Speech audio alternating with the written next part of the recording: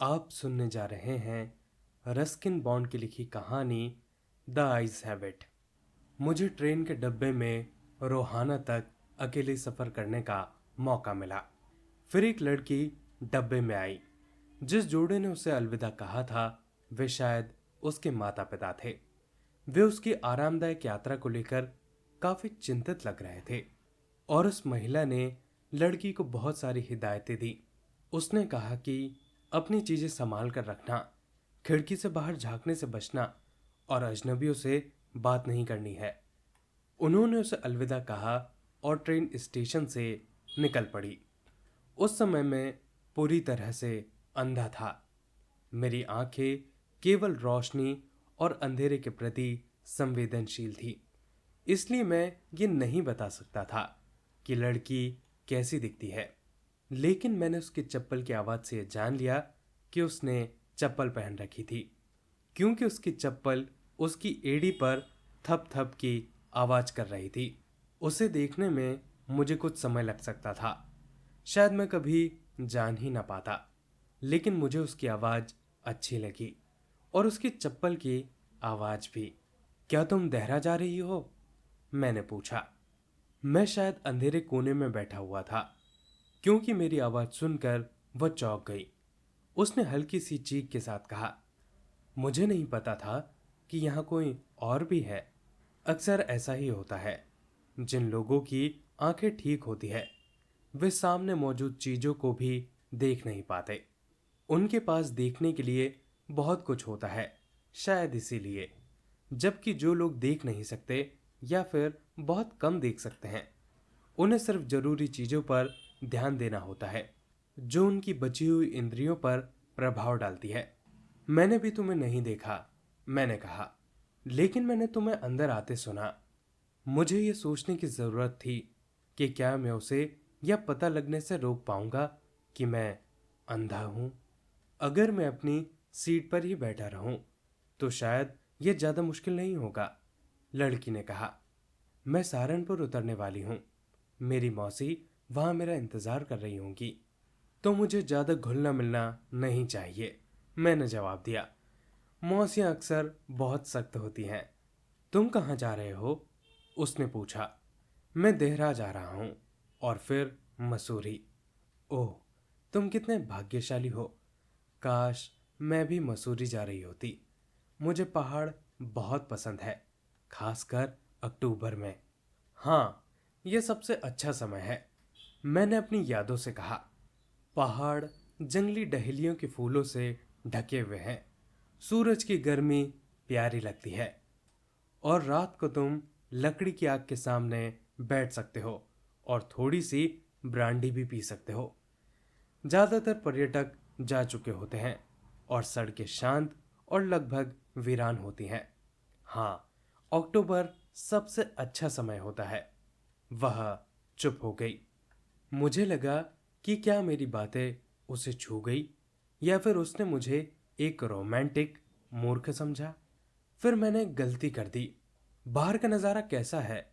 मैंने पूछा। उसे सवाल में कुछ भी अजीब नहीं लगा। क्या उसने पहले यह नोटिस कर लिया था कि मैं देख नहीं सकता? लेकिन उसके अगले सवाल ने मेरी शंकाएं दूर कर दी। तुम खिड़की से बाहर क्यों नहीं देखते? उसने पूछा। मैं आराम से अपनी सीट से उठकर खिड़की की ओर बढ़ा और खिड़की के किनारे को महसूस किया। खिड़की खुली हुई थी। मैंने उसका सामना किया, जैसे कि मैं बाहर के दृश्य को देख रहा हूं। मैंने इंजन की भारी सांसें सुनी, पहियों की गड़गड़ाहट सुनी और अपने मन की आंखों से मैंने तार के खंभों को तेजी से गुजरते हुए देखा। क्या तुमने देखा है? मैंने कोशिश की कि पेड़ चल रहे हैं जबकि हम स्थिर खड़े हुए हैं। यह तो हमेशा ही होता है, उसने कहा। क्या तुम्हें कोई जानवर दिखाई दे रहा है? नहीं, मैंने आत्मविश्वास से उत्तर दिया। मुझे पता था कि देहरा के पास के जंगलों में अब शायद ही कोई जानवर बचे होंगे। मैं खिड़की से हटा और उसकी तरफ मुड़ा। कुछ समय तक हम चुपचाप बैठे रहे। तुम्हारा चेहरा बहुत दिलचस्प है, मैंने कहा। मैं थोड़ा साहसी हो गया था, लेकिन यह एक सुरक्षित टिप्पणी थी। बहुत कम लड़कियां प्रशंसा का विरोध कर पाती हैं। वह खुशी से हंसी, एक साफ झनझनाती हंसी। यह सुनना अच्छा है कि मेरा चेहरा दिलचस्प है। मैं लोगों से सुन सुनकर काफी थक चुकी हूं कि मेरा चेहरा सुंदर है। ओह, तुम्हारा चेहरा सुंदर है, मैंने सोचा और जोर से कहा। खैर, दिलचस्प चेहरा भी सुंदर हो सकता है। तुम बहुत सज्जन व्यक्ति हो, उसने कहा। लेकिन तुम इतने गंभीर क्यों हो? मैंने सोचा कि अब मैं उसे हंसाने की कोशिश करूंगा, लेकिन हंसी का ख्याल मुझे और भी उदास और अकेला बना गया। अब हम जल्द ही तुम्हारे स्टेशन पर पहुंचने वाले हैं, मैंने कहा। भगवान का शुक्र है कि यह यात्रा छोटी है। मैं 3 घंटे से ज्यादा ट्रेन में नहीं बैठ सकती। फिर भी मैं वहां पर घंटों बैठने के लिए तैयार था, सिर्फ उसकी बातें सुनने के लिए। उसकी आवाज एक पहाड़ी धारा की तरह थी। जैसे ही वह ट्रेन से उतरती, वह हमारी छोटी सी मुलाकात को भूल जाती। लेकिन यह मेरे साथ इस यात्रा के दौरान और उसके बाद भी कुछ समय तक रहेगी। इंजन की सीटी बजी, पहियों की आवाज और ताल में बदलाव आया। लड़की उठी और अपनी चीजें समेटने लगी। मैंने सोचा कि क्या उसके बालों का जोड़ा था या फिर वह चोटी में बंधे थे, या उसके बाल शायद उसके कंधे तक खुले हुए थे, या क्या उसने उन्हें बहुत छोटा कटवा रखा था। ट्रेन धीरे धीरे स्टेशन में घुसने लगी। बाहर कूलियों और विक्रेताओं की आवाज सुनाई दे रही थी और डब्बों के दरवाजे के पास एक महिला की तीखी आवाज थी। वह आवाज शायद लड़की की मौसी की थी।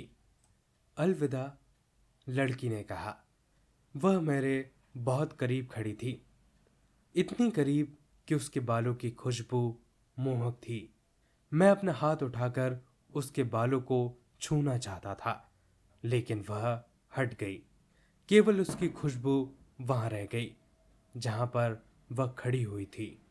दरवाजे पर कुछ गड़बड़ हो गई। एक आदमी जो डब्बे में आ रहा था माफी मांगता हुआ हकलाने लगा। फिर दरवाजा बंद हुआ और दुनिया फिर से बंद हो गई। मैं अपनी बर्थ पर लौट आया। गार्ड ने सीटी बजाई और हम चल पड़े। एक बार फिर मेरे पास एक खेल खेलने के लिए था, एक नया सहयात्री। ट्रेन की गति बढ़ गई। पहियों ने फिर से अपनी आवाज पकड़ ली और डब्बे में झटके और कंपन महसूस हुआ। मैंने खिड़की ढूंढी और उसके सामने बैठ गया और उस रोशनी में घूरता रहा जो मेरे लिए अंधकार था। बाहर खिड़की के उस पार बहुत कुछ हो रहा था। यह एक मजेदार खेल हो सकता था, यह अनुमान लगाना कि बाहर क्या चल रहा था। जो आदमी डब्बे में आया था उसने मेरी सोच को तोड़ा। तुम जरूर निराश हो, उसने कहा। मैं उतना आकर्षक सहयात्री नहीं हो जितनी कि वह थी। वह एक दिलचस्प लड़की थी, मैंने कहा। क्या तुम मुझे कुछ बता सकते हो? उसके बाल लंबे थे या फिर छोटे? मुझे याद नहीं, उसने आश्चर्य से कहा। उसकी आंखों पर मेरा ध्यान गया, बालों पर नहीं। उसकी आंखें बहुत सुंदर थी, लेकिन उनका कोई फायदा ही नहीं था क्योंकि वह पूरी तरह से अंधी थी। क्या तुम्हें पता नहीं चला? दोस्तों, ये थी पूरी कहानी। यह कहानी व्यंग और विडंबना से भरी है, जहां दोनों ही पात्र अंधे होते हैं पर एक दूसरे की इसी हालत से वह अनजान भी रहते हैं। दोस्तों, आशा करता हूं कि आपको ये कहानी अच्छी लगी होगी। अगर आपको ये कहानी अच्छी लगी हो तो प्लीज़ वीडियो को लाइक कीजिए और चैनल को सब्सक्राइब कीजिए। अपने आसपास सफाई बनाए रखें और एक पेड़ ज़रूर लगाएं। आप सभी का बहुत बहुत धन्यवाद। आप सुनने जा रहे हैं रस्किन बॉन्ड की लिखी कहानी the boy who broke the bank, यानी बैंक तोड़ने वाला लड़का। नाथू खुद से बड़बड़ाते हुए पीपल नगर बैंक की सीढ़ियां झाड़ रहा था, जो कि सेठ गोविंद राम की थी। उसने छोटी झाड़ू से जल्दी और लापरवाही से सफाई की, जिससे धूल का गुबार उसके सिर के ऊपर उठकर फिर से सीढ़ियों पर जम गया था। जैसे ही नाथू ने अपना डस्ट पैन यानी कि सुपड़ी को कूड़ेदान पर पटका, धुलाई वाले का बेटा सीताराम वहां से गुजरा। सीताराम कपड़ों का गट्ठर अपने सर पर बैलेंस करते हुए डिलीवरी करने जा रहा था। इतनी धूल मत उड़ाओ, उसने नाथूराम से कहा। क्या तुम इसलिए गुस्सा हो क्योंकि वे अब तुम्हें 2 रुपए बढ़ाकर नहीं दे रहे? मैं इस बारे में बात नहीं करना चाहता, नाथू ने शिकायत की। मुझे तो अब तक मेरी नियमित तनख्वाह तक नहीं मिली है और आज महीने की 20 तारीख है। कौन सोच सकता है कि एक बैंक किसी गरीब आदमी की पगार रोक देगा? जैसे ही मुझे पैसे मिलेंगे मैं तो यहाँ से चला जाऊंगा। एक हफ्ता भी और काम नहीं करूंगा यहाँ। और नाथू ने अपना डस्ट पैन कूड़ेदान पर कई बार पटका, अपनी बात को पुख्ता और हिम्मत बढ़ाने के लिए। खैर, तुम्हें शुभकामनाएं, सीताराम ने कहा। मैं तुम्हारे लिए किसी काम की तलाश करूंगा। वह नंगे पांव सड़क पर चलता चला गया, कपड़ों का बड़ा गट्ठर उसके सर और कंधों पर ढकता हुआ। चौथे घर में जहां उसने कपड़े पहुंचाए, सीताराम ने एक गृहिणी को यह कहते हुए सुना कि उसे एक सफाई वाले की जरूरत है। गट्ठर को कसते हुए उसने कहा, मुझे एक सफाई वाला लड़का पता है जो काम ढूंढ रहा है। वह अगले महीने से काम शुरू कर सकता है। अभी वह एक बैंक में काम कर रहा है, लेकिन उसकी पगार उसे अभी तक नहीं मिल रही, इसलिए वह छोड़ना चाहता है। अच्छा, तो कल उसे मेरे पास भेज देना, श्रीमती श्रीवास्तव ने कहा। सीताराम खुश था कि वह अपने दोस्त और ग्राहक दोनों की मदद कर सका। उसने गट्ठर को अपने कंधे पर टांगा और चला गया। श्रीमती श्रीवास्तव को खरीदारी करनी थी। उन्होंने आया को बच्चे की देखभाल करने के निर्देश दिए और रसोइये को दोपहर के भोजन में देरी न करने के लिए कहा। फिर वह कपड़ों की दुकानों का दौरा करने पीपल नगर के बाजार में चली गई। बाजार के एक छोर पर एक बड़ा घना इमली का पेड़ था और यहीं श्रीमती श्रीवास्तव को उनकी सहेली श्रीमती भूषण गर्मी से बचने के लिए छाया में बैठी मिली। श्रीमती भूषण अपने बड़े रुमाल से खुद को हवा कर रही थी। उन्होंने गर्मी की शिकायत की, जो उनके अनुसार पीपल नगर के इतिहास में अब तक की सबसे भीषण गर्मी थी। फिर उन्होंने श्रीमती श्रीवास्तव को उस कपड़े का नमूना दिखाया जिसे वह खरीदने जा रही थी और 5 मिनट तक उसके रंग, बनावट और डिजाइन पर चर्चा की। इस विषय पर चर्चा पूरी करने के बाद श्रीमती श्रीवास्तव ने कहा, क्या आप जानती हैं कि सेठ गोविंद राम का बैंक अपने कर्मचारियों को तनख्वाह नहीं दे पा रहा? आज ही सुबह मैंने एक सफाई वाले से सुना जिसे पिछले महीने की तनख्वाह नहीं मिली है। अरे, ये तो भयानक है, श्रीमती भूषण ने कहा। अगर वे सफाई वाले को तनख्वाह नहीं दे पा रहे तो वाकई बहुत बुरी हालत में है। इसका मतलब तो यह है कि बाकी कर्मचारियों को भी तनख्वाह नहीं मिल रही होगी।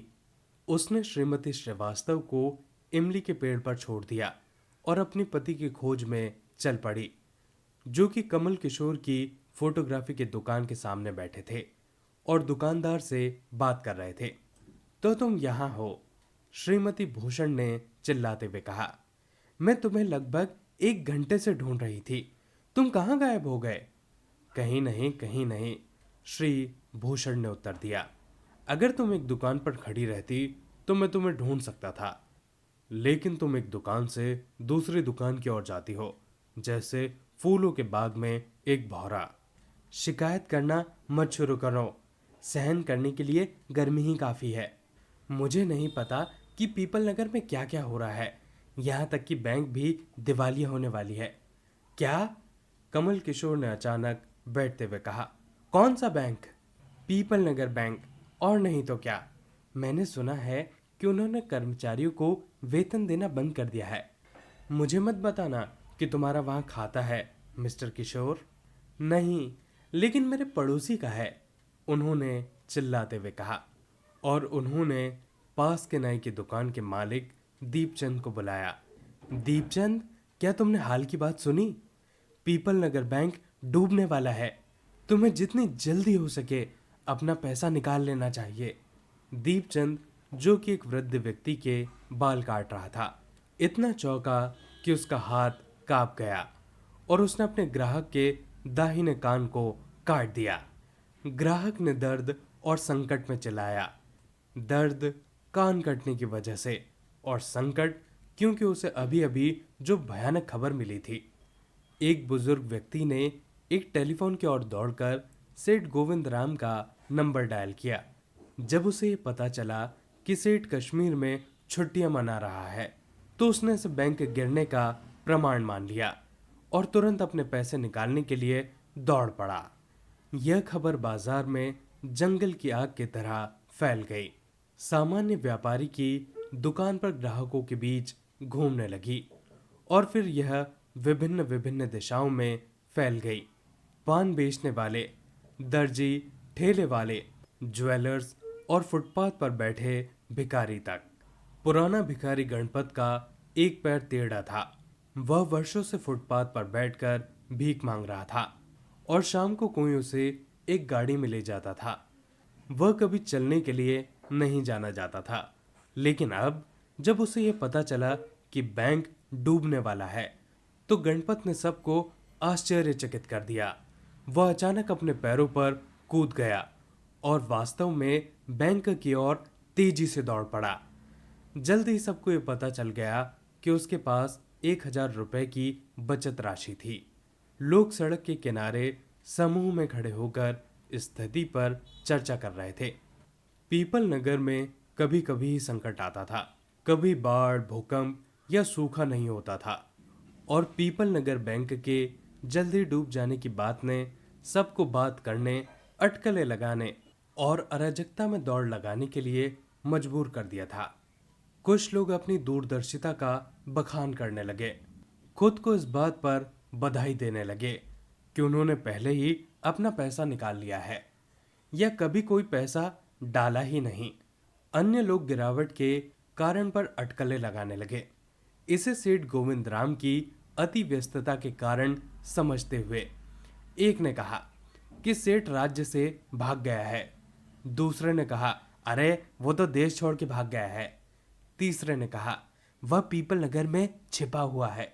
चौथे ने कहा, उसने इमली के पेड़ पर लटक कर आत्महत्या कर ली है और सुबह में उसे सफाई वाले लड़के ने पाया था।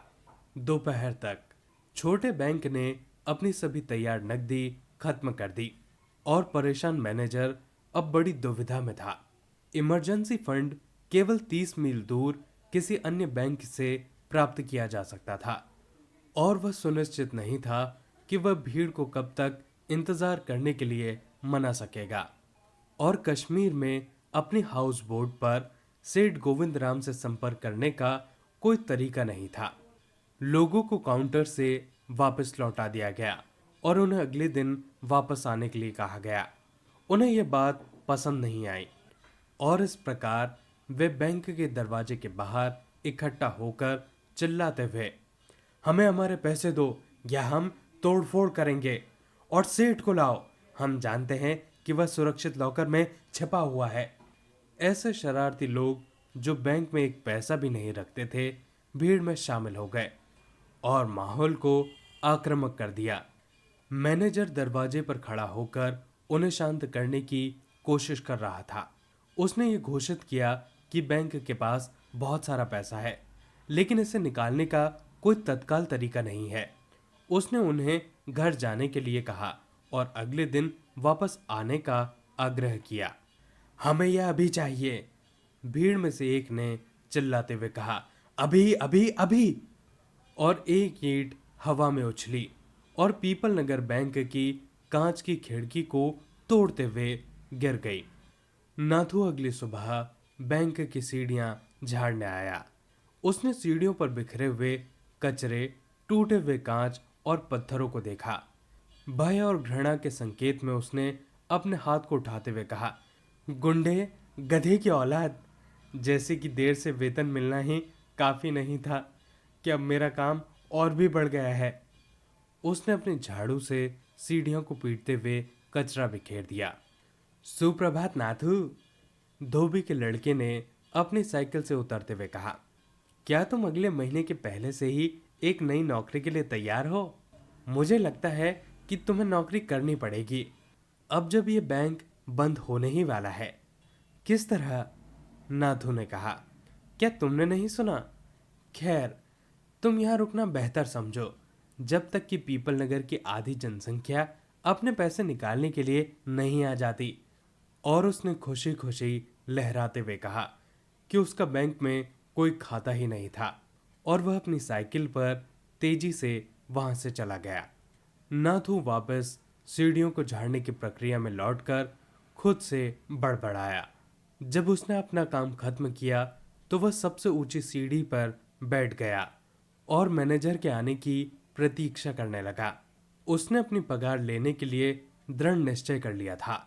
किसने सोचा था कि बैंक बंद हो जाएगा, उसने अपने आप से कहा, और दूर किसी विचार में खो गया। मुझे यह सोचना पड़ेगा कि यह सब कैसे हो सकता है। दोस्तों, ये थी पूरी कहानी। इस कहानी से हमने यह जाना कि कैसे एक छोटी सी बात एक बड़ी अफवाह बन जाती है, जबकि बात में कोई भी सच्चाई नहीं होती। दोस्तों, आशा करता हूँ कि आपको ये कहानी अच्छी लगी होगी। अगर आपको ये कहानी अच्छी लगी हो तो प्लीज़ इस वीडियो को लाइक कीजिए और दोस्तों के साथ शेयर कीजिए। अपने आसपास सफाई बनाए रखें और एक पेड़ ज़रूर लगाएं। आप सभी का बहुत बहुत धन्यवाद। आप सुनने जा रहे हैं रस्किन बॉन्ड की लिखी कहानी द टनल। दोपहर करीब होने वाली थी और जंगल बिल्कुल शांत था, एकदम खामोश। रेलवे पटरी के साथ गर्मी की लहरें भी चमक रही थी जहां यह ऊंचे सदाबहार के पेड़ों से होकर गुजरती थी। रेलवे लाइनें दो सीधी काली नागिनों जैसी लग रही थी जो पहाड़ी में बने टनल में जाकर गायब हो रही थी। रंजी कटिंग के पास खड़ा था, दोपहर की ट्रेन का इंतजार कर रहा था। यह कोई स्टेशन नहीं था और ना ही वह किसी ट्रेन को पकड़ने आया था। वह बस भाप के इंजन को टनल से निकलते हुए देखने के लिए इंतजार कर रहा था। वह शहर से साइकिल चलाकर निकला था और जंगल के रास्ते पर चलता हुआ एक छोटे से गांव तक पहुंचा था। उसने साइकिल वहीं छोड़ दी और एक छोटी झाड़ीदार पहाड़ी को पार करते हुए टनल के बाहर तक आ गया था। अब उसने ऊपर देखा। उसने दूर से इंजन की तीखी सीटी सुनी थी। उसे कुछ दिखाई नहीं दे रहा था क्योंकि ट्रेन पहाड़ी की दूसरी तरफ से आ रही थी।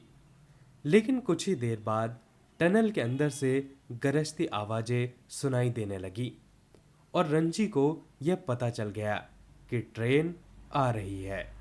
एक दो सेकंड के अंदर भाप इंजन टनल से बाहर निकल आया। वह हरे, काले और सुनहरे रंग के किसी अजगर जैसा दिख रहा था, जैसे रंजी के सपनों का कोई खूबसूरत राक्षस।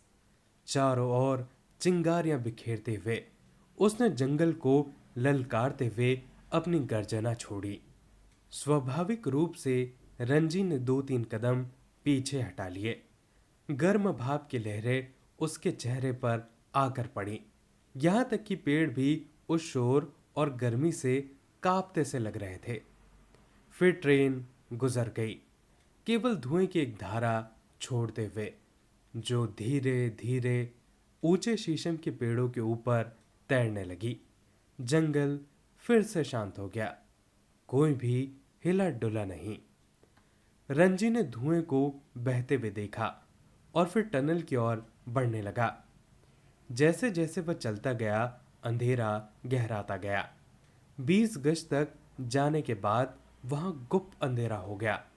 उसने पीछे मुड़कर टनल के मुहाने की तरफ देखा ताकि उसे यकीन हो सके कि दूर से कहीं थोड़ा सा दिन का उजाला दिखाई दे रहा है। उसके आगे टनल के दूसरे छोर पर भी रोशनी का एक छोटा सा गोल घेरा दिखाई दे रहा था। टनल की दीवारें गीली और चिपचिपी थीं। एक चमगादड़ उसके सर के ऊपर से उड़ती हुई निकली। एक छिपकली पटरियों के बीच से भागती हुई निकल गई। अंधेरे से अचानक उजाले में आते ही रंजी की आंखें चौंधिया गईं। उसने अपनी आंखों को हाथ से ढका और ऊपर झाड़ीदार पहाड़ी की तरफ देखा। उसे लगा कि उसने पेड़ों के बीच कुछ हिलते हुए देखा। वह सिर्फ सोने और काले रंग की एक झलक थी और उसके साथ एक लंबी फड़फड़ाती हुई पूंछ। वह चीज पेड़ों के बीच बस 1-2 सेकंड के लिए दिखाई दी और फिर गायब हो गई। टनल के मुहाने से लगभग 50 फीट की दूरी पर चौकीदार की झोपड़ी थी। झोपड़ी के सामने गेंदे के फूल खिले हुए थे और पीछे एक छोटा सा सब्जियों का बाग था। चौकीदार का काम था टनल की जांच करना और इससे रुकावटों से मुक्त करना। हर दिन ट्रेन के आने से पहले वह टनल की पूरी लंबाई तक चलता। अगर सब कुछ ठीक होता तो वह अपनी झोपड़ी में लौटकर थोड़ी देर आराम करता। अगर कुछ गलत होता तो वह पटरियों के साथ वापस जाकर लाल झंडा लहराता और इंजन ड्राइवर ट्रेन को धीमा कर लेता। रात में चौकीदार एक तेल का दीपक जलाता और उसी तरह की जांच करता। अगर ट्रेन के लिए कोई खतरा होता तो वह पटरियों के साथ वापस जाकर अपनी लालटेन लहराकर आने वाले इंजन को संकेत दे देता। अगर सब कुछ ठीक होता तो वह अपनी लालटेन झोपड़ी के दरवाजे पर टांग देता और सो जाता। वह भी दोपहर की झपकी के लिए खाट पर लेट ही रहा था कि उसने देखा कि एक लड़का टनल से बाहर आ रहा है। उसने तब तक इंतजार किया जब तक कि लड़का कुछ फीट की दूरी पर नहीं आ गया और फिर उसने कहा, स्वागत है। यहाँ मेरे पास अक्सर कोई नहीं आता। बैठो और मुझे बताओ कि तुम मेरी टनल की जांच क्यों कर रहे थे। क्या ये टनल आपकी है? रंजी ने पूछा। हाँ, चौकीदार ने कहा, ये सच में मेरी टनल है क्योंकि कोई इसका काम नहीं करना चाहता। मैंने बस सरकार को उधार दे रखा है। रंजी खाट के किनारे पर बैठ गया। मैं ट्रेन को टनल से गुजरते हुए देखना चाहता था, रंजी ने कहा। और जब ट्रेन चली गई तो मैंने सोचा कि मैं टनल से होकर चलूं। और तुम्हें उसमें क्या मिला? कुछ नहीं, वहां बहुत अंधेरा था। लेकिन जब मैं बाहर आया तो मुझे लगा कि मैंने पहाड़ी पर कोई जानवर देखा, लेकिन मैं पक्का नहीं कह सकता। वह बहुत जल्दी चला गया। तुमने तेंदुए को देखा होगा, चौकीदार ने कहा। मेरा तेंदुआ?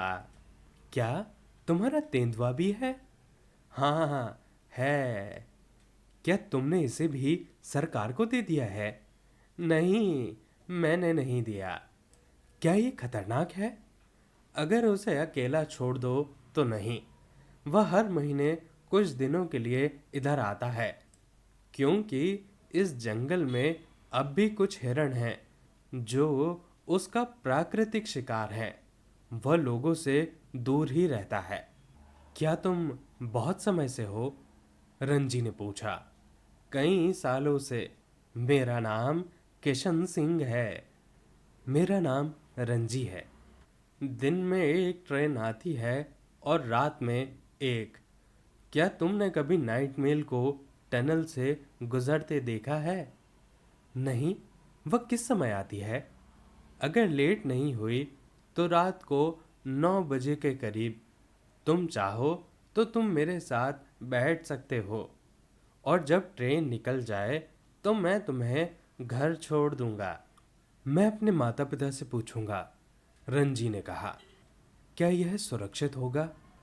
जंगल में रहना शहर से ज़्यादा सुरक्षित है। यहाँ कोई भी बदमाश नहीं है। पिछले हफ्ते जब मैं शहर गया था तो किसी ने मेरी जेब काट ली।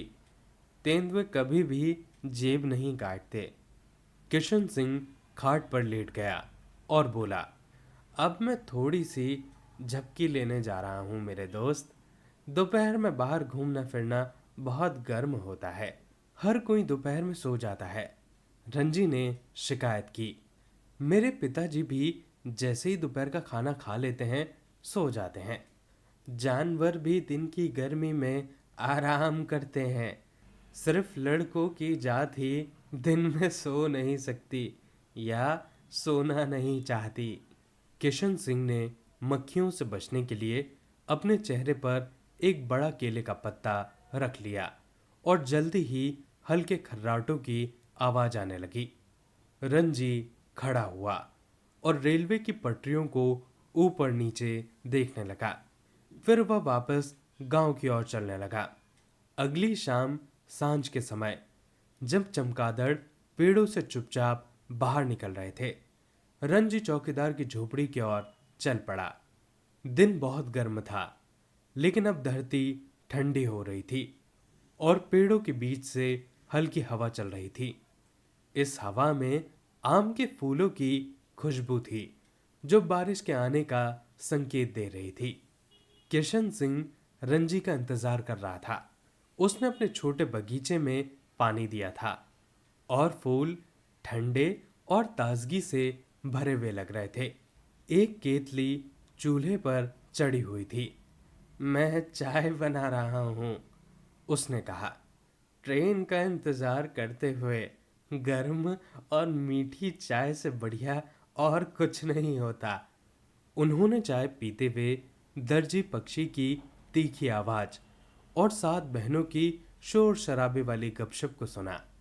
जैसे ही थोड़ी देर की सांझ खत्म हुई, ज्यादातर पक्षी शांत हो गए। किशन ने अपनी तेल की लालटेन जलाई और कहा कि अब उसे टनल का निरीक्षण करना होगा। वह अंधेरे मुहाने की ओर चला गया, जबकि रंजी खाट पर बैठा चाय की चुस्कियां लेने लगा। अंधेरे में पेड़ और पास आते हुए लग रहे थे और जंगल की रात की आवाजें हवा के साथ कानों तक पहुंच रही थी।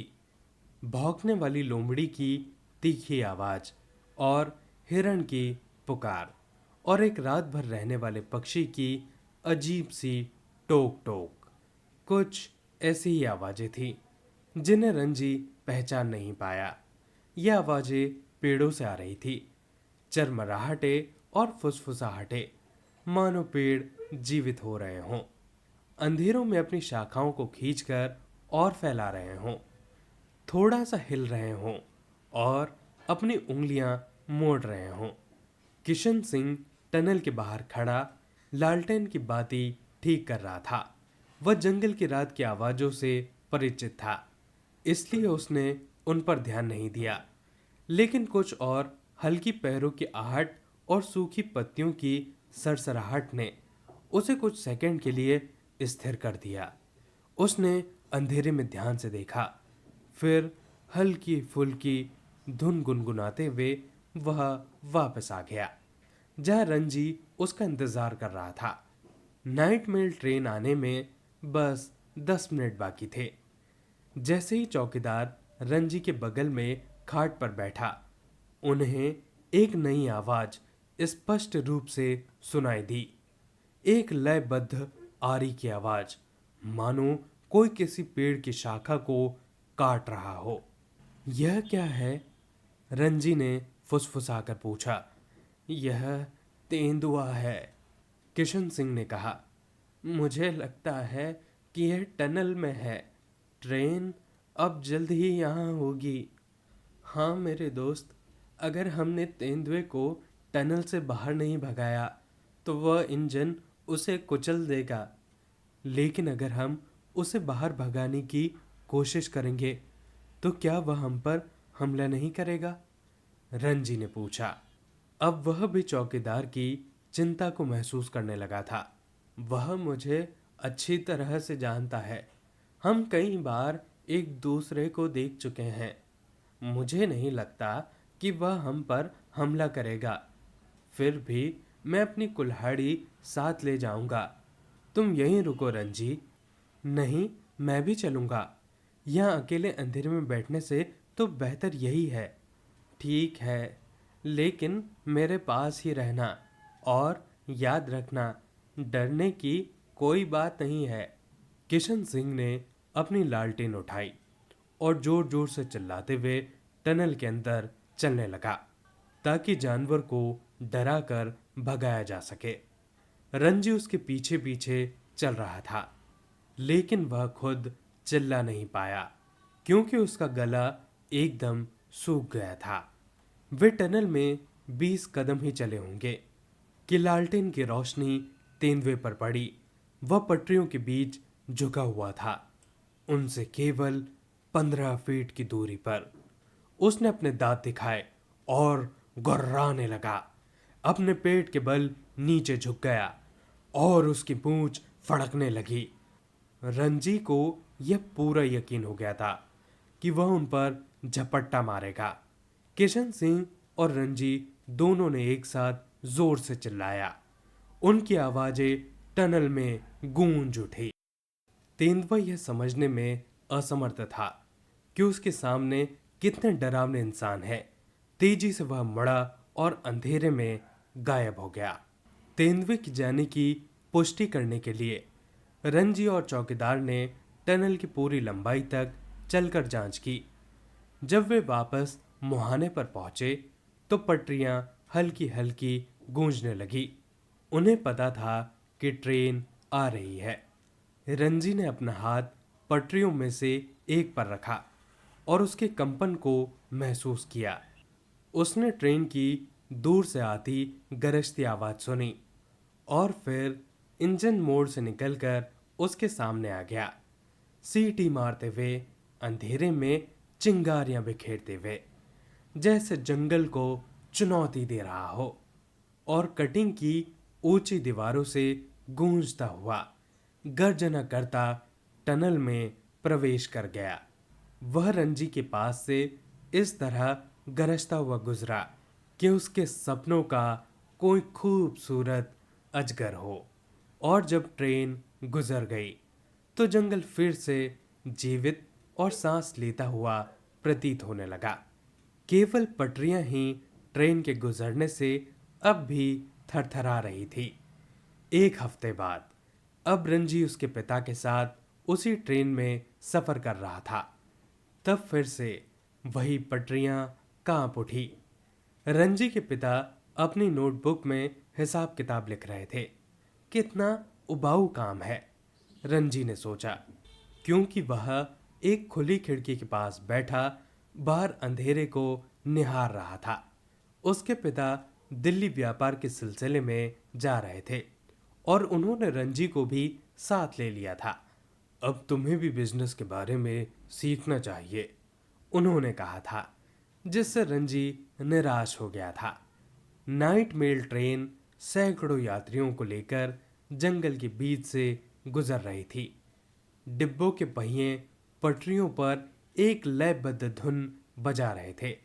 छोटे छोटे झिलमिलाते दिए आते और चले जाते जब वे जंगल के किनारे बसे छोटे छोटे गांव से होकर गुजरते। रंजी ने ट्रेन के एक छोटे पुल के ऊपर से गुजरने की गड़गड़ाहट सुनी। अंधेरा इतना घना था कि वह कटिंग के पास की झोपड़ी को देख नहीं सका, लेकिन उसे पता था कि वह टनल के करीब पहुंच रहे होंगे।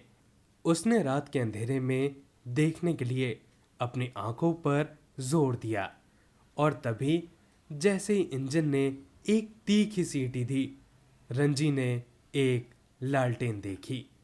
वह किशन सिंह को नहीं देख पाया, लेकिन उसने लालटेन को देखा और उसे पता चल गया कि उसका दोस्त वहीं बाहर है।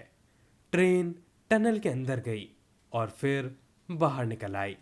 उसने जंगल को पीछे छोड़ दिया और अब अंतहीन मैदानी इलाकों में गूंजती हुई दौड़ रही थी।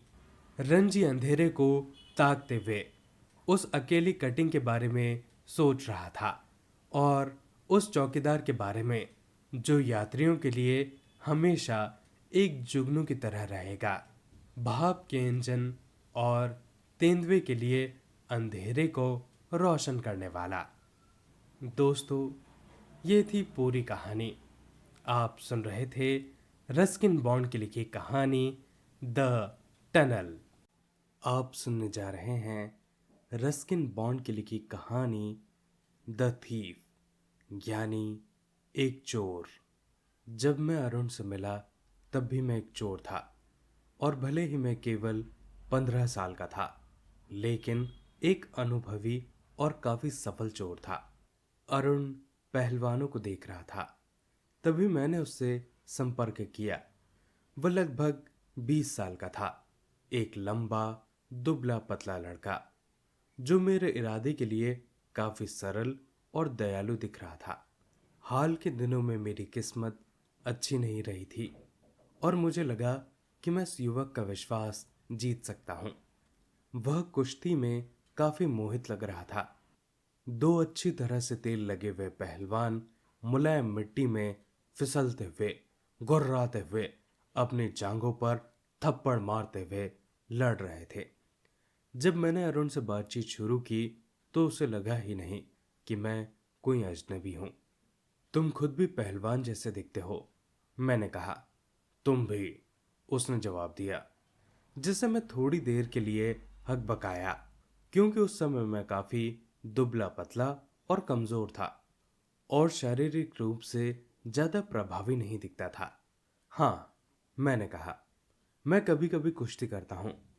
तुम्हारा नाम क्या है? दीपक, मैंने झूठ बोला। दीपक लगभग मेरा पांचवा नाम था। इससे पहले मैंने खुद को रणबीर, सुधीर, त्रिलोक और सुरिंदर कहा था। इस प्रारंभिक बातचीत के बाद अरुण ने अपना ध्यान केवल कुश्ती पर केंद्रित रखा, और मेरे पास ज्यादा कहने के लिए कुछ नहीं था। कुछ देर के बाद वह दर्शकों की भीड़ से दूर चल पड़ा। मैंने उसका पीछा किया। हेलो, उसने कहा, मजा आ रहा है? मैंने अपनी सबसे मनमोहक मुस्कान दी। मैं तुम्हारे लिए काम करना चाहता हूं, मैंने कहा। वह चलते चलते रुका नहीं। तुम्हें क्या लगता है कि मुझे किसकी जरूरत है? अरे, मैंने कहा, मैं पूरे दिन से इधर उधर घूम रहा हूं, सबसे अच्छे इंसान की तलाश में, काम करने के लिए। जब मैंने तुम्हें देखा तो मुझे लगा कि किसी और का कोई चांस नहीं है। तुम मेरी काफी तारीफ कर रहे हो, उसने कहा। ठीक है, लेकिन तुम मेरे लिए काम नहीं कर सकते। क्यों नहीं? क्योंकि मैं तुम्हें कुछ दे नहीं सकता। मैंने उस पर 1 मिनट के लिए सोचा। शायद मैंने अरुण को गलत समझ लिया था। क्या तुम मुझे खाना खिला सकते हो? मैंने पूछा। क्या तुम खाना बना सकते हो? उसने पलट कर पूछा। हाँ, मैं खाना बना सकता हूँ, मैंने झूठ बोला। अगर तुम खाना बना सकते हो, उसने कहा, तो मैं तुम्हें खाना खिलाऊंगा। वह मुझे अपने कमरे में ले गया और कहा कि मैं बरामदे में सो सकता हूँ। लेकिन उस रात मैं लगभग वापस सड़क पर आ गया था। मैंने जो खाना बनाया वह शायद बहुत बुरा बना होगा, क्योंकि अरुण ने उसे पड़ोस की बिल्ली को दे दिया और मुझे वहां से जाने को कहा। लेकिन मैंने वहीं रुककर अपनी सबसे मनमोहक मुस्कान दी, और तब वह हंसे बिना नहीं रह सका। वह बिस्तर पर बैठ गया और पूरे 5 मिनट तक हंसता रहा। फिर उसने मेरे सिर पर थपथपाते हुए कहा, कोई बात नहीं, सुबह मैं तुम्हें खाना बनाना सिखा दूंगा। अरुण ने मुझे न केवल खाना बनाना सिखाया, बल्कि मेरा और अपना नाम लिखना भी सिखाया। उसने कहा कि जल्दी वह मुझे पूरे वाक्य लिखना और कागज पर पैसे जोड़ना भी सिखाएगा, भले ही जेब में पैसे ना हो। अरुण के लिए काम करना काफी अच्छा लगता था। मैं सुबह चाय बनाता था और बाद में बाजार जाकर खरीदारी करता था। मैं दिन भर का सामान खरीदने में समय लेता और प्रतिदिन लगभग 50 पैसे का मुनाफा कमा लेता। मैं अरुण से कहता कि चावल 56 पैसे किलो है। आमतौर पर इतना ही होता था, लेकिन मैं उसे 50 पैसे किलो में खरीद लेता। मुझे लगता कि अरुण को पता था कि मैं इस तरह से थोड़ा बहुत कमा लेता हूँ, लेकिन उसे परवाह ना थी, क्योंकि वह मुझे नियमित रूप से पैसे नहीं दे रहा था। मैं अरुण का बहुत आभारी था कि उसने मुझे लिखना सिखाया। मुझे पता था कि एक बार जब मैं पढ़े लिखे इंसान की तरह लिखना सीख जाऊंगा तो मैं कुछ भी हासिल कर सकता हूं। यह ईमानदार बनने का प्रोत्साहन भी हो सकता था। अरुण के पैसे का आना जाना लगा रहता था। वह कभी उधार लेता तो कभी दूसरों को उधार देता। वह अपने अगले चेक की चिंता करता रहता, लेकिन जैसे ही चेक आता वह उसे धूमधाम से खर्च कर देता। एक शाम वह नोटों की गिट्टी लेकर घर आया और रात में मैंने उसे बिस्तर के सरहाने के गद्दे के नीचे रखते हुए देख लिया। मैं अरुण के लिए लगभग 15 दिन से काम कर रहा था और खरीदारी के अलावा उसका कोई खास फायदा नहीं उठाया था। मेरे पास उसे लूटने के कई मौके थे।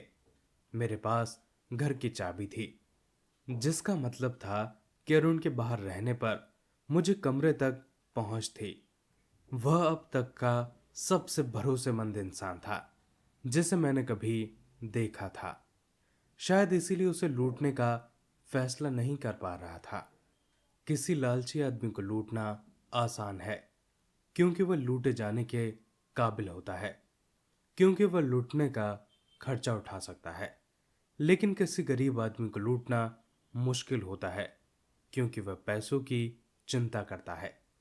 कोई अमीर, लालची या सावधान आदमी अपने पैसे तकिए या गद्दे के नीचे नहीं रखता। वह उन्हें किसी सुरक्षित स्थान पर बंद करके रखता है। लेकिन अरुण ने अपना पैसा ऐसी जगह रखा था जहां उसे निकालना मेरे लिए बच्चों का खेल था और उसे पता भी नहीं चलता। अब समय आ गया है कि मैं कुछ असली काम करूं, मैंने खुद से कहा। मैं अभ्यास से बाहर हो रहा हूं। अगर मैं पैसे नहीं लूंगा तो वह इन्हें दोस्तों पर बर्बाद कर देगा और वह मुझे तनख्वाह भी नहीं देगा। अरुण सो रहा था। बरामदे से आती चांदनी बिस्तर पर फैल रही थी। मैं फर्श पर बैठा, कंबल लपेटे हुए और इसी स्थिति पर विचार कर रहा था। उस गड्डी में काफी पैसा था। अगर मैं उसे ले लेता हूं तो मुझे शहर छोड़ना पड़ता। शायद मैं 10:30 बजे वाली अमृत एक्सप्रेस पकड़ सकता था। कंबल से बाहर निकलते हुए मैंने चारों तरफ से घुटनों के बल चलता हुआ दरवाजे तक गया और फिर बिस्तर के पास पहुंचकर अरुण को देखा।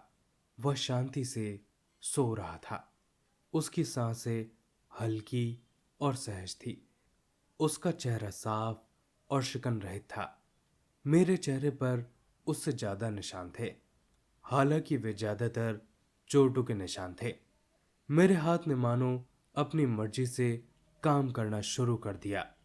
वह गद्दी के नीचे फिसलते हुए नोटों को टटोलने लगा। मेरी उंगलियों ने नोटों को ढूंढ लिया और मैंने बिना किसी आवाज के उन्हें बाहर निकाल लिया।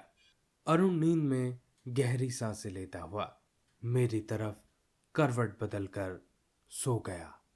मेरा खाली हाथ बिस्तर पर टिका हुआ था और उसका बाल मेरे हाथों से छू गया। उसके बालों के स्पर्श से मैं डर गया और जल्दी से चुपचाप कमरे से बाहर निकल आया। सड़क पर पहुंचते ही मैंने दौड़ना शुरू कर दिया। मैं बाजार वाली सड़क से होते हुए स्टेशन की ओर भागा। सभी दुकानें बंद थी, लेकिन कुछ खिड़कियों से रोशनी जल रही थी। मैंने नोट अपने पैजामे की कमर में बांध रखे थे, जहां वे डोरी से अटके हुए थे। मुझे नोटों की गिनती करने की इच्छा हुई, हालांकि मुझे पता था कि इससे मेरी ट्रेन छूट सकती है। घड़ी टावर में समय 10:20 हो रहा था। मैंने अपनी चाल धीमी कर ली और चलते चलते उंगलियों से नोट गिनने लगा। नोट में करीब 100 रुपए थे, सभी 5-5 के। एक अच्छा माल था। मैं 1-2 महीने के लिए शहजादे की तरह रह सकता था। जब मैं स्टेशन पहुंचा तो टिकट खिड़की की ओर नहीं गया। मैंने कभी जीवन में टिकट नहीं खरीदा था। मैं सीधे प्लेटफॉर्म की तरफ भागा। अमृतसर एक्सप्रेस धीरे धीरे चल रही थी, इतनी धीमे कि मैं किसी डब्बे के फुटबोर्ड पर कूद सकता था। लेकिन न जाने क्यों एक क्षण के लिए झिझक गया। मैं इतनी देर तक झिझकता रहा कि ट्रेन मेरे बिना ही निकल गई। ट्रेन के जाने के बाद जब प्लेटफॉर्म का शोर शराबा और हलचल थम गई तो मैं खुद को वीरान प्लेटफॉर्म पर अकेला खड़ा हुआ पाया। यह सोचकर कि मेरे पैजामे में 100 रुपये चोरी के हैं, मुझे और भी अकेलापन और अलगाव महसूस हुआ। मुझे नहीं पता था कि मैं राहत कहाँ बिताऊं। मैंने कभी दोस्तों के साथ नहीं रखा था, क्योंकि दोस्त कभी कभी मुसीबत बन जाते हैं। किसी होटल में रुककर खुद को सबके नज़रों में नहीं लाना चाहता था। और इस शहर में जिस व्यक्ति को मैं सबसे अच्छी तरह जानता था वही था जिसे मैंने लूट लिया था। स्टेशन से बाहर निकलकर मैंने धीरे धीरे बाजार की ओर चल पड़ा। अंधेरी और सुनसान गलियों से गुजरते हुए मेरा दिमाग लगातार अरुण के बारे में सोच रहा था। वह भी सो रहा होगा, अपनी चोरी से बेखबर। मैंने लोगों के चेहरे का गहरा अध्ययन किया है, खासकर जब वो कोई कीमती वस्तु खो देते हैं। लालची आदमी घबरा जाता है, अमीर आदमी गुस्सा दिखाता है और गरीब आदमी डर जाता है। लेकिन मुझे पता था कि अरुण के चेहरे पर न घबराहट, न गुस्सा और न ही डर दिखाई देगा। जब उसे चोरी का पता चलेगा तब उसके चेहरे पर एक गहरी उदासी होगी। पैसे खोने की नहीं, बल्कि इस बात की कि मैंने उसके भरोसे को तोड़ा है। मैं मैदान में पहुंच गया और एक बेंच पर बैठ गया, अपने पैरों को मोड़कर जांघों के नीचे दबाते हुए। रात बहुत ठंडी थी और मुझे अरुण का कंबल न लाने का अफसोस हो रहा था। हल्की बूंदाबांदी होने लगी जिससे मेरी परेशानी और बढ़ गई। थोड़ी देर में बारिश तेज हो गई। मेरी कमीज और पैजामा भीग कर शरीर से चिपक गए और ठंडी हवा बारिश की बूंदों को मेरे चेहरे पर मार रही थी। मैंने खुद से कहा कि बेंच पर सोना मेरे लिए नई बात नहीं होनी चाहिए। लेकिन अरुण के बरामदे ने मुझे आराम करने का आदी बना दिया था। मैं वापस बाजार की ओर चला और एक बंद दुकान की सीढ़ियों पर बैठ गया। कुछ भिखारी मेरे पास लेटे हुए थे, पतले कंबलों में लिपटे हुए। घड़ी में 12 बज रहे थे। मैंने जेब में हाथ डालकर नोटों को टटोला। वे अब भी मेरे पास थे, लेकिन उनकी कुरकुराहट खो चुकी थी और वे बारिश के पानी से गीले हो गए थे। वह अरुण के पैसे थे। सुबह वह शायद मुझे 1 रुपए देकर फिल्म देखने के लिए भेज देता, लेकिन अब तो वो सारे पैसे मेरे पास थे। अब ना अरुण के लिए खाना बनाना पड़ेगा, ना बाजार दौड़कर जाना पड़ेगा और ना ही पूरे वाक्य लिखना सीखना पड़ेगा। पूरे वाक्य, मैंने सोचा। 100 रुपए की खुशी में मैंने पूरे वाक्य को तो जैसे बुला ही दिया था। मुझे पता था कि एक दिन वे पूरे वाक्य मुझे 100 रुपए से भी ज्यादा कमा कर दे सकते हैं। चोरी करना आसान है और कभी कभी पकड़े जाना भी उतना ही आसान। लेकिन सच में बड़ा आदमी बनना, एक समझदार और सफल आदमी बनना, यह कुछ और ही है। मैंने खुद से कहा कि मुझे अरुण के पास वापस जाना चाहिए, कम से कम इसीलिए कि मैं लिखना सीख सकूं। शायद अरुण के प्रति मेरी चिंता मुझे वापस खींच लाई। हमदर्दी मेरी कमजोरियों में से एक है और चोरी के समय इस झिझक के कारण मैं कई बार पकड़ा गया हूँ। एक सफल चोर होने के लिए निष्ठुर होना जरूरी है, लेकिन मुझे अरुण पसंद था। मेरे मन में उसके प्रति लगाव था, उसके लिए हमदर्दी थी। लेकिन सबसे बढ़कर पूरे वाक्य लिखने की मेरी इच्छा ने मुझे वापस कमरे की ओर खींच लिया। मैं तेजी से कमरे की ओर वापस लौटा, बहुत घबराया हुआ था, क्योंकि कुछ चुराना आसान होता है, लेकिन उसे बिना पकड़े जाना, वापस रखना बहुत ज्यादा मुश्किल होता है। मैं अगर बिस्तर के पास पकड़ा गया, पैसे हाथ में लिए या गद्दे के नीचे डालते हुए, तो बस इससे एक ही बात साबित होती थी कि मैं चोरी कर रहा था। अगर अरुण जाग जाता तो मैं पकड़ा जाता। मैंने दरवाजा बेढंगे तरीके से खोला और धुंधली चांदनी में दरवाजे पर खड़ा रहा। धीरे धीरे मेरी आंखें कमरे के अंधेरे को देखने की आदी हो गई। अरुण अब भी सो रहा था। मैं फिर से घुटनों के बल चलकर बिस्तर के सराहने तक पहुंचा। मेरा हाथ नोटों के साथ ऊपर उठा। मैंने उसकी सांसों को अपनी उंगलियों पर महसूस किया। उसकी शांत मुद्रा और सहज सांसों से मैं मंत्रमुग्ध हो गया। 1 मिनट तक वैसे ही स्थिर बैठा रहा। फिर मेरे हाथ ने गद्दे का किनारा टटोला, उसे ढूंढा और नोटों को गद्दे के नीचे खिसका दिया। अगली सुबह मैं देर से जागा और देखा कि अरुण पहले ही चाय बना चुका था। दिन की तेज रोशनी में उसका सामना करना मेरे लिए कठिन था। उसने अपनी हथेली मेरी ओर बढ़ाई। उसकी उंगली में 5 रुपए का एक नोट था। मेरा दिल बैठ गया। कल मैंने कुछ पैसे कमाए, उसने कहा। अब से तुम्हें नियमित रूप से पैसे मिला करेंगे। मेरी हिम्मत उतनी ही तेजी से बढ़ी जितनी जल्दी गिरी थी। मैंने खुद को बधाई दी कि मैंने पैसे वापस कर दिए, लेकिन जब मैंने वह नोट लिया तो मुझे एहसास हुआ कि उसे सब पता था। नोट अब भी पिछली रात की बारिश से गीला था। आज मैं तुम्हें नाम लिखने से ज्यादा सिखाऊंगा, उसने कहा। उसे सब पता था, लेकिन उसकी आंखों या होठों ने इस बारे में कुछ भी नहीं कहा।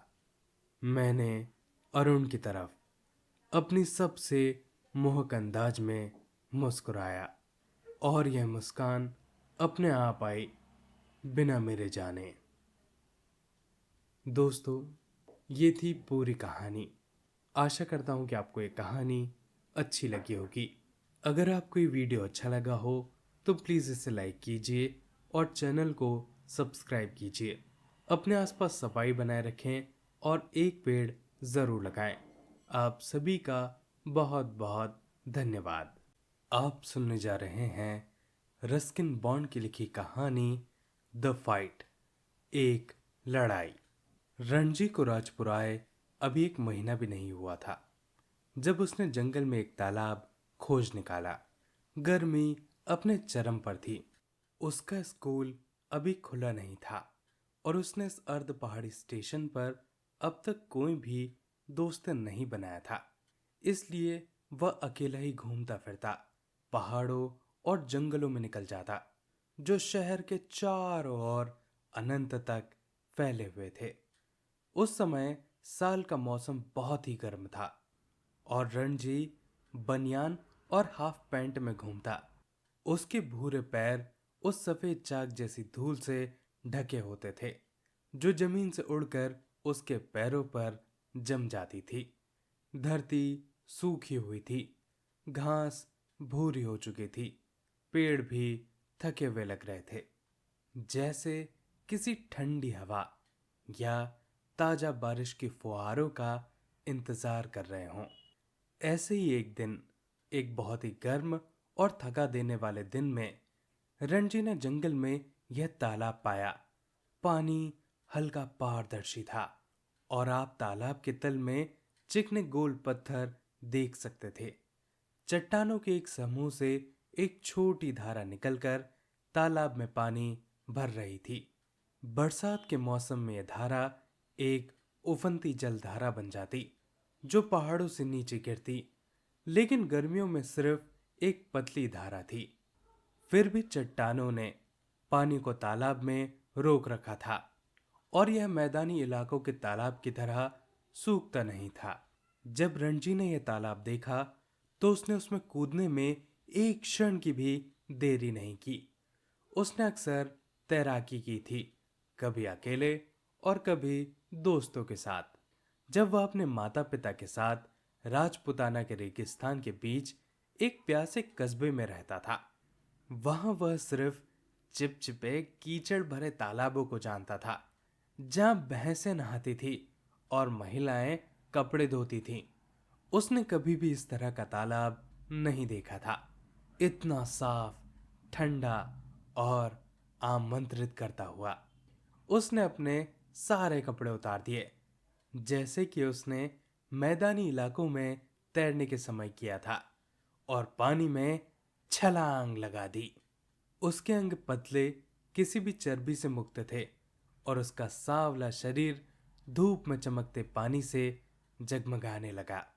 अगले दिन वह फिर से अपने शरीर को ठंडे पानी में ठंडक देने के लिए जंगल के तालाब आ गया।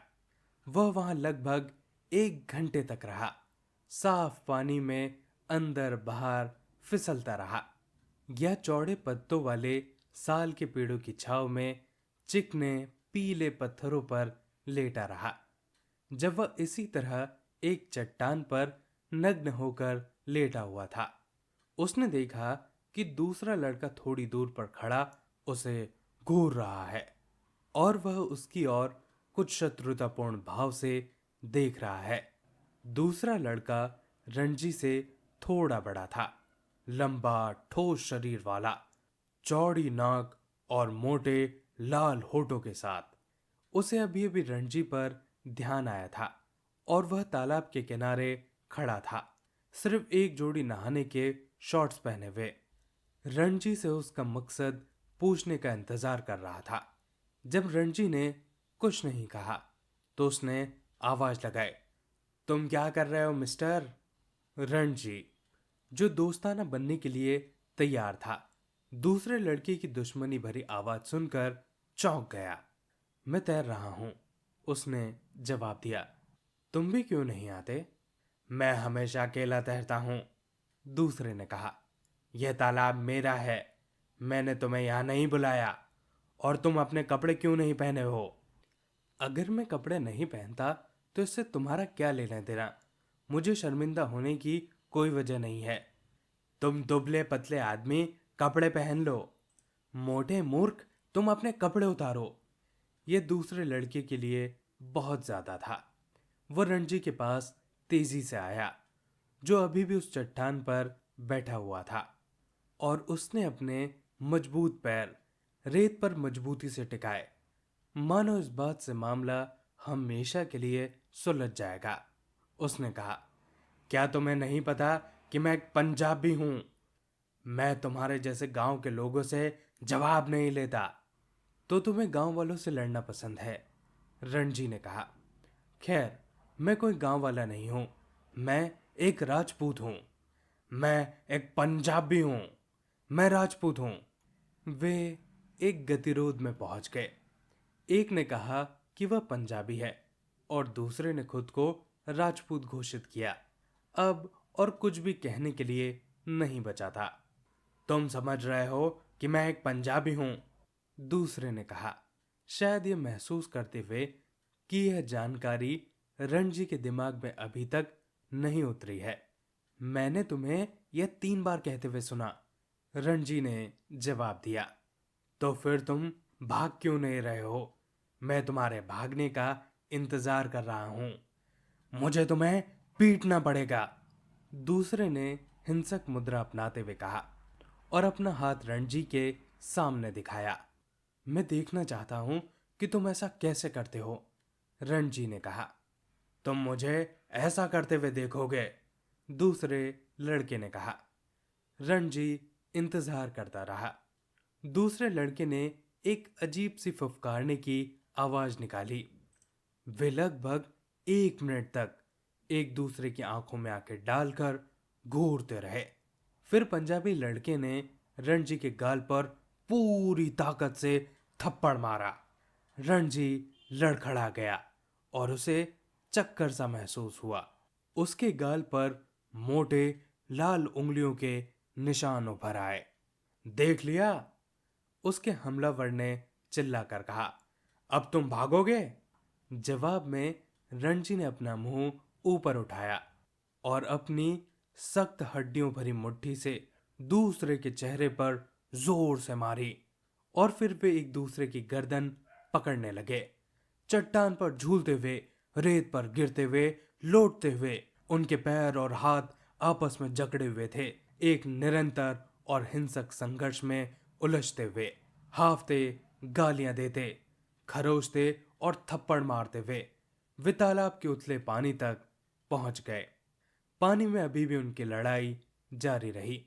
गीले कीचड़ में सने हुए वे एक दूसरे का सिर और गला पकड़ने की कोशिश करते रहे, लेकिन 5 मिनट की इस बेकाबू और अनगढ़ लड़ाई के बाद कोई लड़का विजय नहीं हो पाया। थकान से हाफते हुए वे एक दूसरे से दूर खड़े हो गए और बोलने के लिए भारी प्रयास करने लगे। अब तो तुम्हें पता चल गया होगा कि मैं पंजाबी हूं, अजनबी ने हाफते हुए कहा। तुम्हें भी पता है कि मैं एक राजपूत हूं, रणजी ने बड़ी मुश्किल से कहा। वे एक पल के लिए एक दूसरे के जवाबों पर विचार करते रहे और उस समय खामोशी के पल में सिर्फ उनकी भारी सांसों की आवाज और दिलों की तेज धड़कनें सुनाई दे रही थी। तो तुम तालाब नहीं छोड़ोगे? पंजाबी लड़के ने कहा। मैं इसे नहीं छोड़ूंगा, रणजी ने जवाब दिया। तो हमें लड़ाई जारी रखनी पड़ेगी, दूसरे ने कहा। ठीक है, रणजी ने कहा। लेकिन कोई भी लड़का हिला नहीं, ना ही किसी ने पहल की। पंजाबी लड़के को एक तरकीब सूझी। हम लड़ाई कल जारी रखेंगे, उसने कहा। अगर तुम में हिम्मत हो तो कल फिर यहां आना और हम इस लड़ाई को कल जारी रखेंगे। और इस बार मैं तुम्हें आज जैसी दया नहीं दिखाऊंगा। मैं कल आऊंगा, रणजी ने कहा। मैं तुम्हारे लिए तैयार रहूंगा।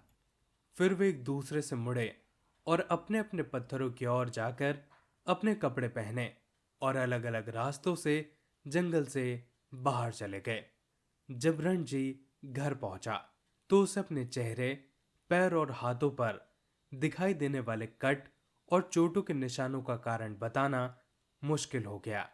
यह छिपाना भी कठिन था कि वह एक असामान्य रूप से हिंसक लड़ाई में शामिल था और उसकी मां ने उसे बाकी दिन घर पर रहने के लिए ही जोर दिया। हालांकि उस शाम को वह घर से चुपके से बाहर निकल गया और बाजार गया, जहां उसने एक चमकीले रंग की नींबू की पानी की बोतल और गरम मीठी जलेबियों से भरे केले के पत्ते में दिलासा पाया। उसने जैसे ही नींबू पानी खत्म किया, उसने अपने विरोधी को सड़क पर आते हुए देखा। उसका पहला ख्याल था कि वह मुड़ जाए और कहीं और देखे।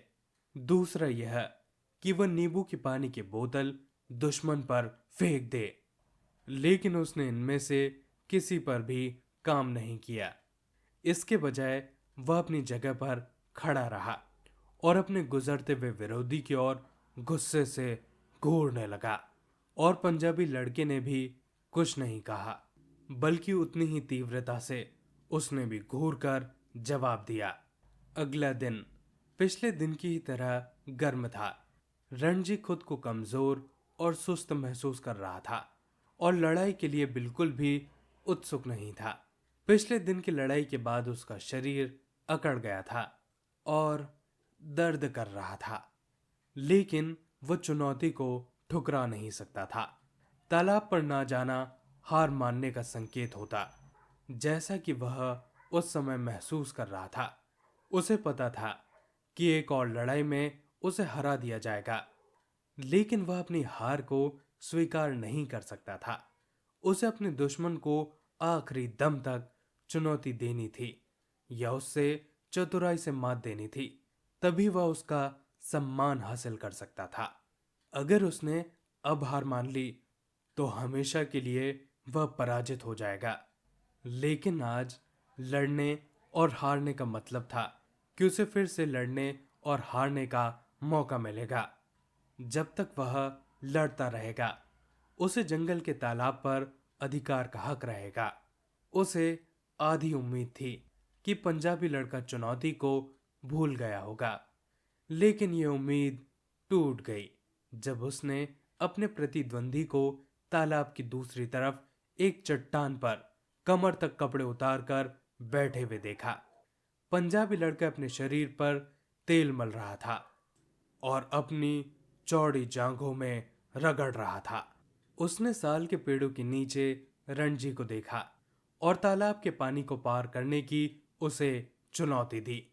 इस तरफ आओ और लड़ो, उसने चिल्लाया। लेकिन रणजी अपने विरोधी द्वारा रखी गई किसी भी शर्त को मानने के लिए तैयार नहीं था। इस तरफ आ जाओ और लड़ो, उसने उतने ही जोश से जवाब दिया। यहां आकर मुझसे लड़ो, दूसरे ने पुकारा। या शायद तुम इस तालाब की लंबाई तैरकर पार नहीं कर सकते।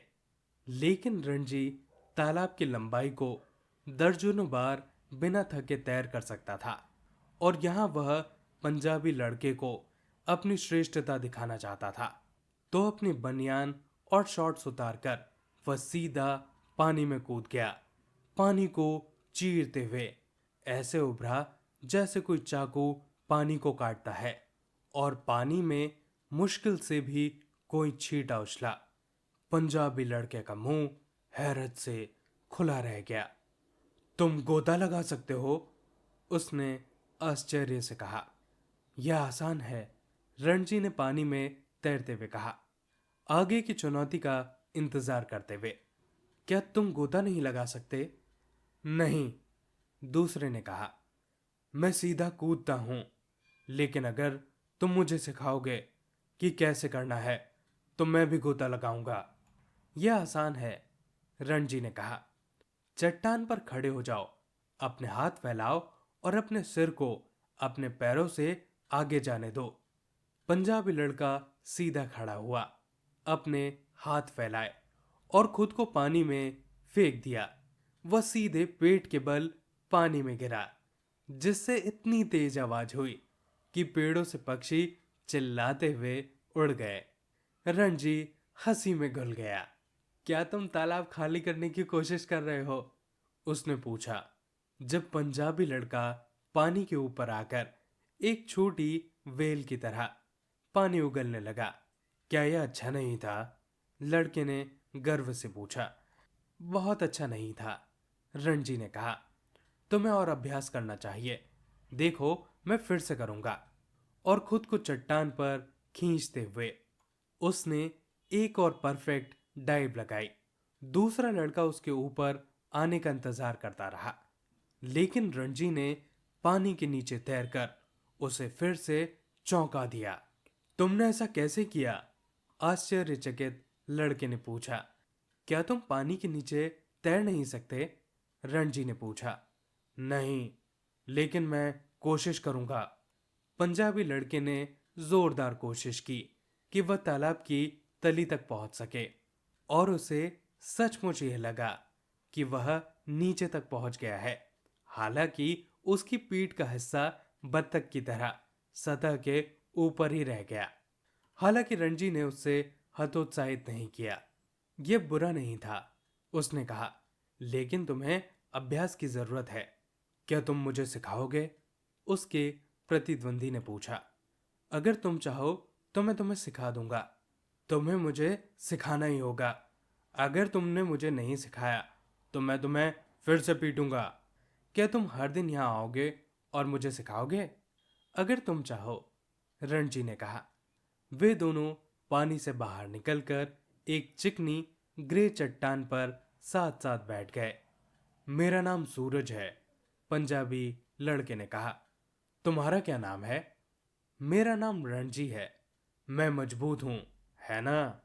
सूरज ने पूछा, अपना हाथ मोड़ते हुए, ताकि उसकी मांसपेशियों का एक उभार उसकी त्वचा के सफेद हिस्से को खींचता हुआ दिखने लगे। तुम ताकतवर हो, रणजी ने कहा। तुम एक सच्चे पहलवान हो। एक दिन मैं दुनिया का चैंपियन पहलवान बनूंगा, सूरज ने कहा, अपनी जांघों पर हाथ मारते हुए, जिससे उसकी जांघें जोर से हिल उठी। उसने रणजी के सख्त पतले शरीर को आलोचनात्मक नजर से देखा। तुम खुद भी काफी मजबूत हो, उसने माना, लेकिन तुम बहुत हड्डियों वाले हो। मुझे पता है, शायद तुम सही तरीके से नहीं खाते हो। तुम्हें मेरे साथ खाना खाना चाहिए। तुम्हें मेरी तरह खाना खाते आना चाहिए। मैं हर दिन एक सेर दूध पीता हूँ। हमारे पास अपनी गाय है। मेरे दोस्त बन जाओ और मैं तुम्हें अपनी तरह पहलवान बना दूंगा। मुझे पता है, अगर तुम मुझे गोता लगाना और पानी के नीचे तैरना सिखाओगे तो मैं तुम्हें एक पहलवान बना दूंगा। ये सही है ना? है ना? ये सही है, रणजी ने कहा। हालांकि उसे संदेह था कि क्या वह अदला बदली में बेहतर का सौदा कर रहा था। सूरज ने अपना हाथ छोटे लड़के के कंधे पर रखा और कहा, अब हम दोस्त हैं, है ना? उन्होंने एक दूसरे की ओर ईमानदारी और बेझिझक नजरों से देखा और उस पल उन दोनों में दोस्ती और समझ की भावना पैदा हो गई। हम दोस्त हैं, रणजी ने कहा। पक्षी फिर से अपनी टहनियों पर बैठ गए थे और तालाब पेड़ों की छांव में शांत और स्वच्छ लग रहा था। ये तालाब हमारा है, सूरज ने कहा। बिना हमारी इजाजत के यहां कोई नहीं आ सकता। कौन हिम्मत करेगा? कौन हिम्मत करेगा? रणजी ने मुस्कुराते हुए कहा, यह जानकर कि उसने आज का दिन जीत लिया था। दोस्तों, ये थी पूरी कहानी। आशा करता हूं कि आपको ये कहानी अच्छी लगी होगी। अगर आपको ये कहानी अच्छी लगी हो तो प्लीज़ इसे लाइक कीजिए और चैनल को सब्सक्राइब कीजिए। अपने आसपास सफाई बनाए रखें और एक पेड़ ज़रूर लगाएं। आप सभी का बहुत बहुत धन्यवाद।